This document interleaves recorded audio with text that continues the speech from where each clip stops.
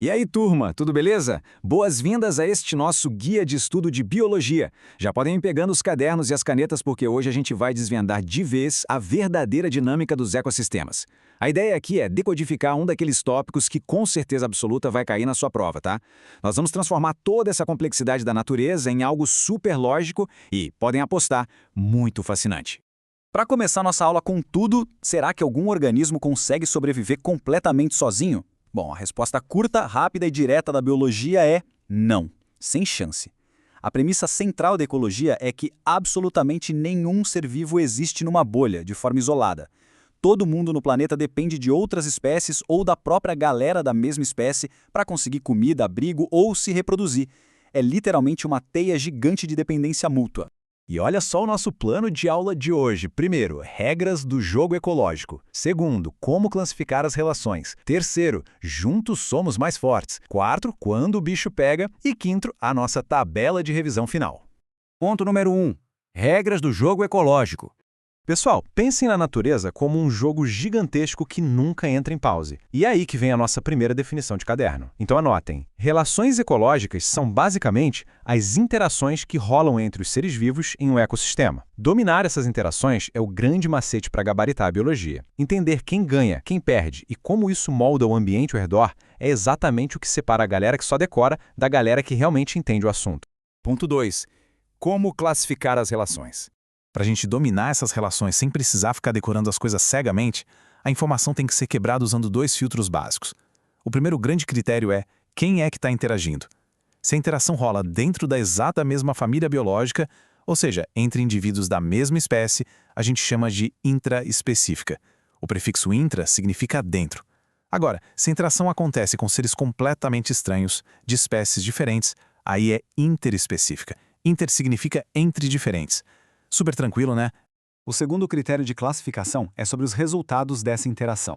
É só pensar nos status de um videogame. Uma relação harmônica é quando alguém ganha um buff, aquele benefício maravilhoso representado pelo sinal de mais, ou simplesmente fica ali no 0 a 0, neutro, sem perder nada. A regra de ouro aqui é: ninguém toma dano.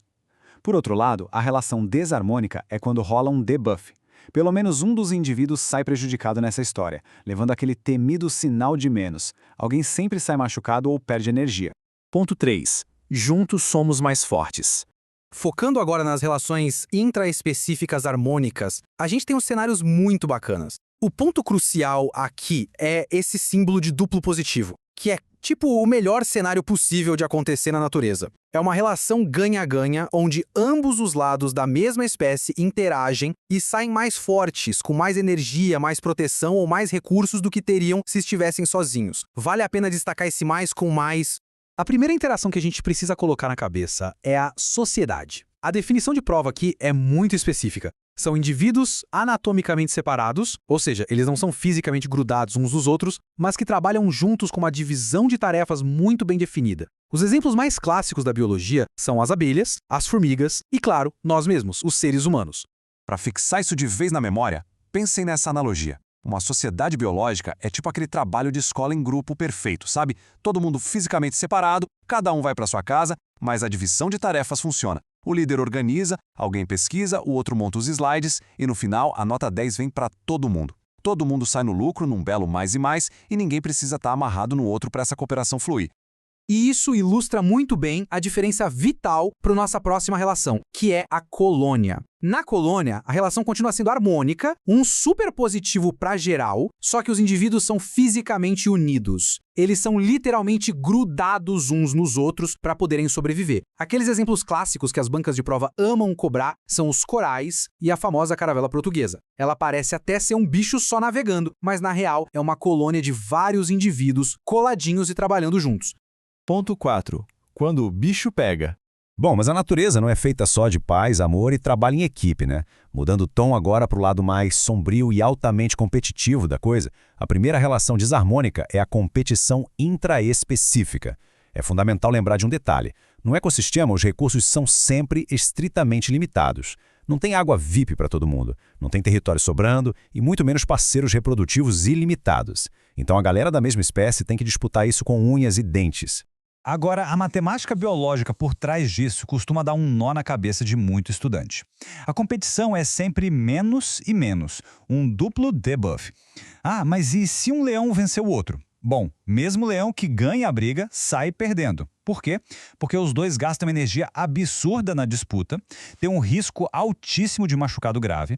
Então, o esforço exigido pela briga acaba sendo um prejuízo líquido para todo mundo que se envolveu. Imagine o seguinte, é tipo disputar aquele último pedaço de pizza numa festa lotada. Mesmo quem acaba sendo o grande campeão que leva a fatia, teve que empurrar gente, suou, perdeu fôlego, gastou energia, de repente até rasgou a roupa no processo.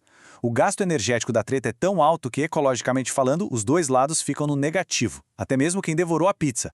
O que nos joga direto para a forma mais extrema e bizarra de interação desarmônica intraespecífica, o canibalismo. É exatamente o que o nome diz. Um indivíduo mata e devora um colega da sua exata mesma espécie. O exemplo mais clássico, meio macabro e que as provas simplesmente adoram é o da fêmea do louva-a-Deus. Em muitos casos, logo depois do acasalamento, a fêmea simplesmente vai lá e devora a cabeça do macho para garantir os nutrientes necessários para os ovos. Pesado. Se a gente for colocar os status nessa interação terrível, o resumo fica muito claro. Mais e menos. Um lado, tipo a fêmea do louva-a-Deus, ganha um buff gigante e garante um belo jantar nutritivo. O outro lado, bem, recebe o debuff definitivo, que é perder a própria vida. É o benefício total para um e o prejuízo supremo para o outro. Ponto 5. Tabela de revisão final. Chegamos na reta final, turma. Preparem os marcadores porque essa aqui é a cola mental oficial para levar para a prova. Printem isso na cabeça. Vamos repassar rapidinho. Na sociedade, os indivíduos são separados. O sinal é mais e mais. E lembramos das abelhas. Na colônia, os indivíduos são grudados. O sinal continua sendo mais e mais, com o exemplo dos corais. Entrando nas desarmônicas. Na competição, tem desgaste e perda de energia para todo mundo, então o sinal é menos e menos, tipo as disputas por território. E no canibalismo, um come o outro da mesma espécie, sinal mais e menos, com o clássico louva-a-Deus fêmea. Decorou essas linhas, esses sinais e esses exemplos, é o passo final para gabaritar. E antes que o sinal bata para encerrar nossa aula, deixo uma provocação final aqui com vocês.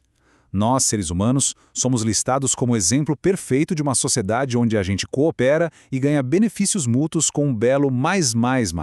Mas, observando a forma como a gente vive, brigando e disputando recursos o tempo todo, será que a gente opera mesmo sempre nesse mais? Ou será que a gente passa a maior parte do tempo preso num exaustivo ciclo de competição intraespecífica menos? Fica aí a reflexão sobre a nossa própria biologia e classificação no mundo. Bons estudos, pessoal, e até a próxima aula!